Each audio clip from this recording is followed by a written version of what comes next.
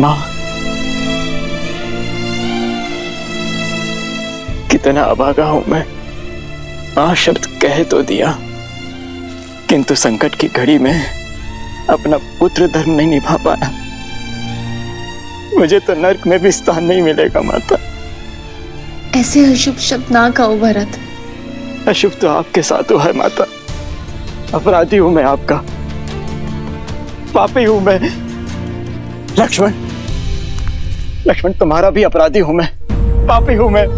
तुम ही दंड दो मुझे। उठाओ ये धनुष और चला दो बाण मुझ पर।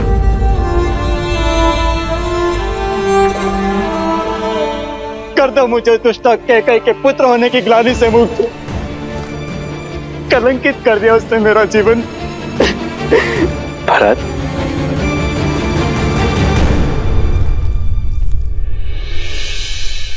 मेरी माता कैकई के लिए अपशब्द मत कहना। रघुकुल में स्त्री के सम्मान का पाठ पढ़ाया जाता है, उन्हें कलंकित करने का नहीं। और माता कैकई केवल एक स्त्री नहीं है, हमारी माता है। पिताश्री की तो सबसे प्रिय है माता कैकई। सोचो भरत, जब पिताश्री को ज्ञात होगा कि तुम्हारे विचार ऐसे हैं तो कितना कष्ट होगा उन्हें।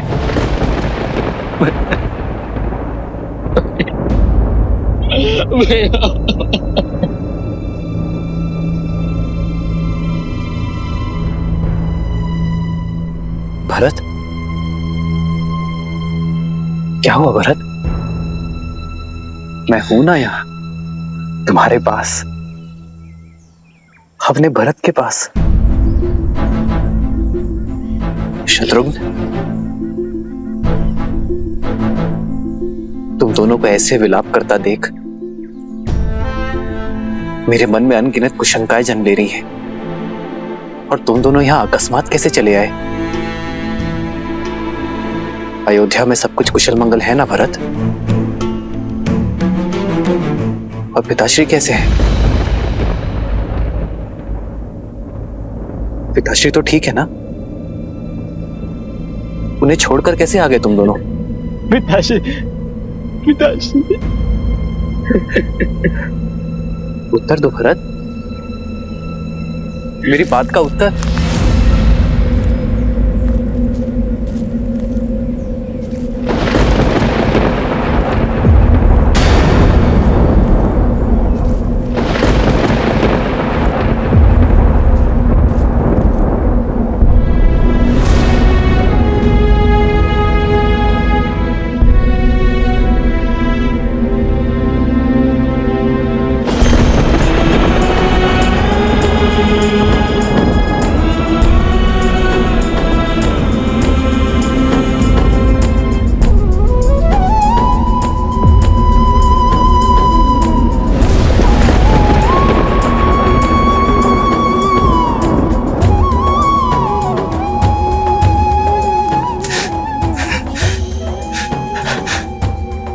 हमारा हाथ हो गए भैया।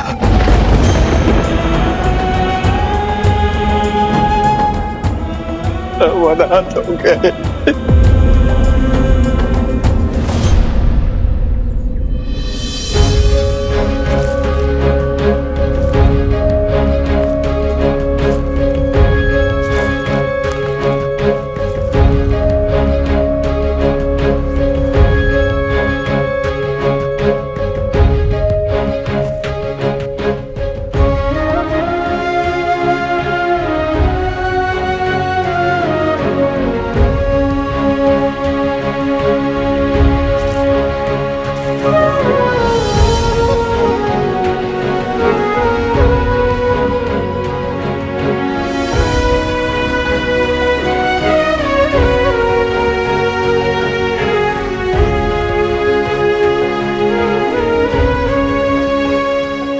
मां, पिताश्री के जलने के बाद मेरे माओ की ममता का ही तो सहारा है मुझे। यदि आप टूट गई मां, तो इस राम को कौन संभालेगा?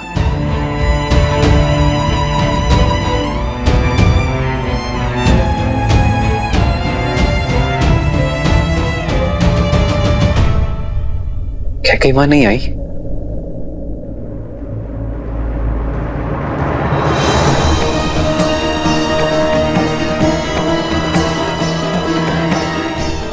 मां,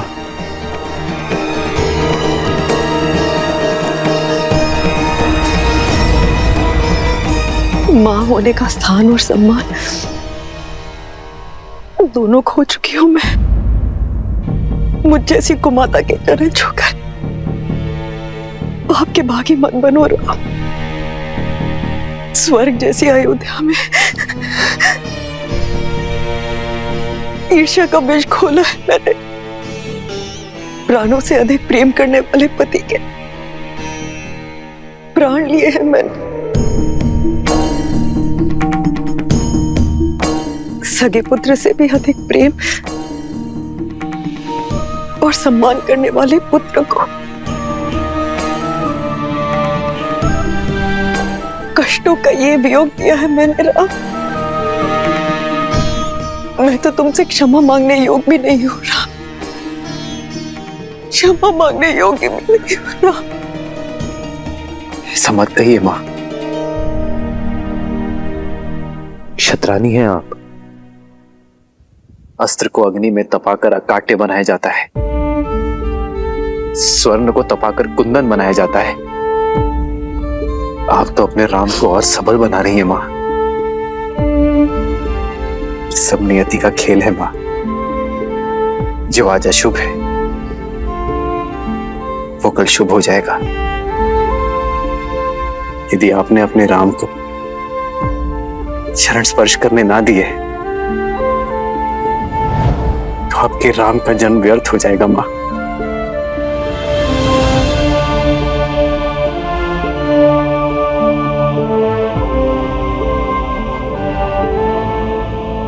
इस जन्म में तो मेरे पाप के दंड असीमित है राम। कभी भी किसी पुत्र को मुझ जैसी माता न मिले, किंतु प्रभु से यही प्रार्थना होगी कि हर जन्म में मुझे तुम जैसा पुत्र ही मिले मेरा राम।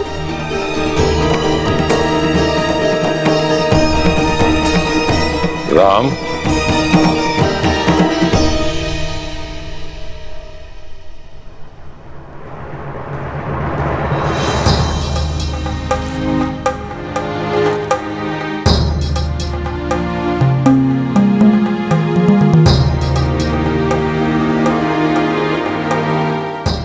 जो बीत गया उस पर शोक नहीं करते राम। शोक जितना बड़ा है उससे कहीं बड़ा दायित्व भी है। महाराज दशरथ के ज्येष्ठ पुत्र होने के नाते पिंडदान और अस्थि विसर्जन करो।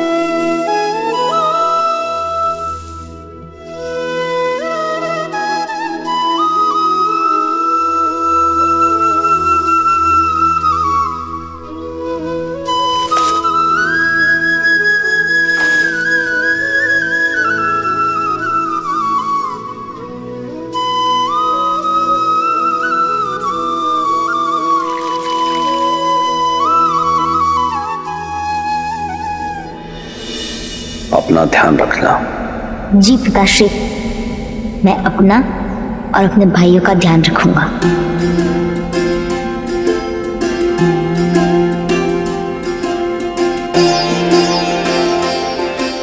हमारे पिताश्री साक्षात धर्म थे और धर्म कभी संसार से नहीं जाता।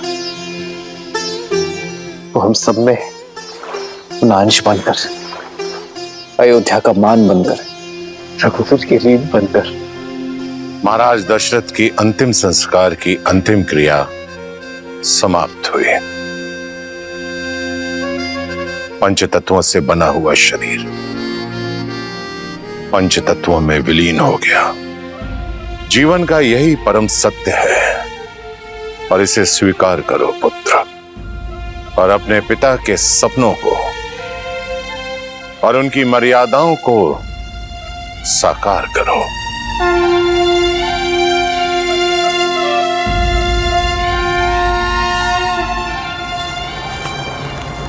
प्रणाम आचार्य, प्रणाम श्री राम।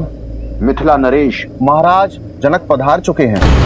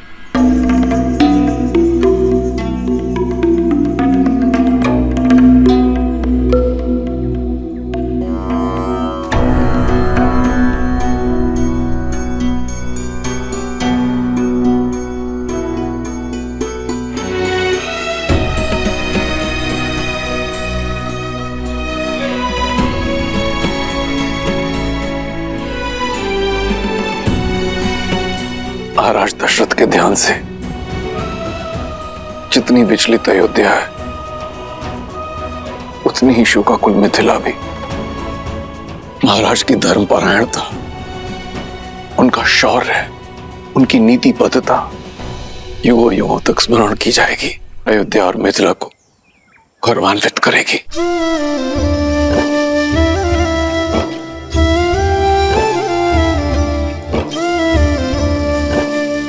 जिस पुत्री को इतने लाड प्यार से पाला, उस पुत्री को इस वनवासी रूप में देख आंखें भी भर आई और मन भी। मैं तुम्हारे लिए तुम्हारी माता का संदेश लाया हूं। वो चाहती हैं कि तुम अयोध्या लौट जाओ।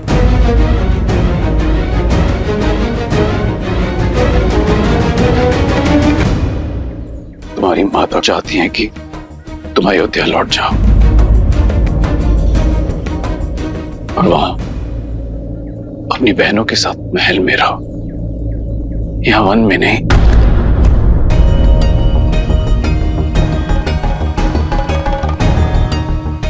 जैसे राम के साथ लक्ष्मण है, वैसे ही अपनी बहनों के साथ सीता।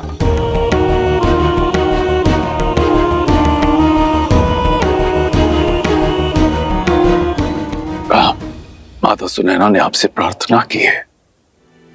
महाराज जनक, मेरे साथ वन का कष्ट भोगना सीता की अपनी इच्छा थी और मैं उस इच्छा का सम्मान करता हूं। किंतु आज यदि सीता अयोध्या लौटना चाहे तो मैं उस इच्छा का भी उतना ही मान रखूंगा।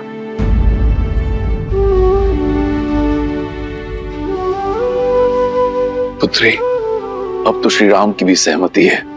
तुम साथ चलोगी ना पुत्री? एक पिता की विनती है। पिता के निश्चल प्रेम को और पति के समर्पण को कोई स्त्री नहीं नकार सकती पिताश्री। परंतु क्षमा चाहती हूँ पिताश्री। माता से कहिएगा, यदि ये प्रस्ताव जानकी के सामने आता तो उनकी पुत्री कभी मना नहीं करती, किंतु ये प्रस्ताव श्री राम की धर्मपत्नी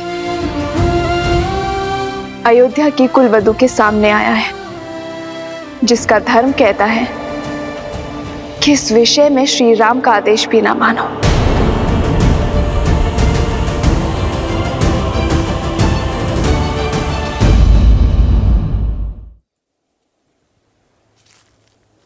पिताश्री, माता से कहिएगा कि अग्नि साक्षी बने हैं हम, और ये बंधन इस संसार के किसी भी कष्ट से नहीं कटेगा।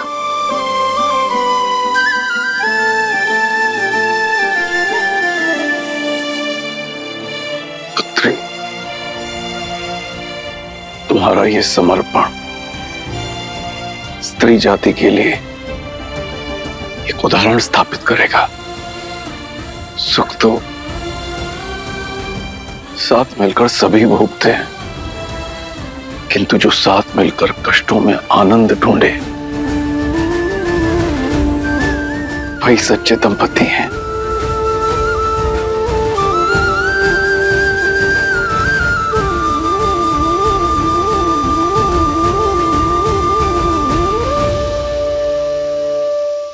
क्या करूं पिताश्री,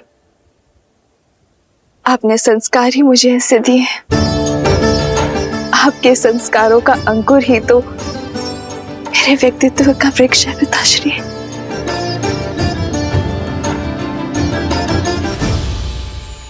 और अयोध्या में जो विष की फसल लहरा रही है, उसे काटने के लिए आप सभी को लौटना होगा भैया।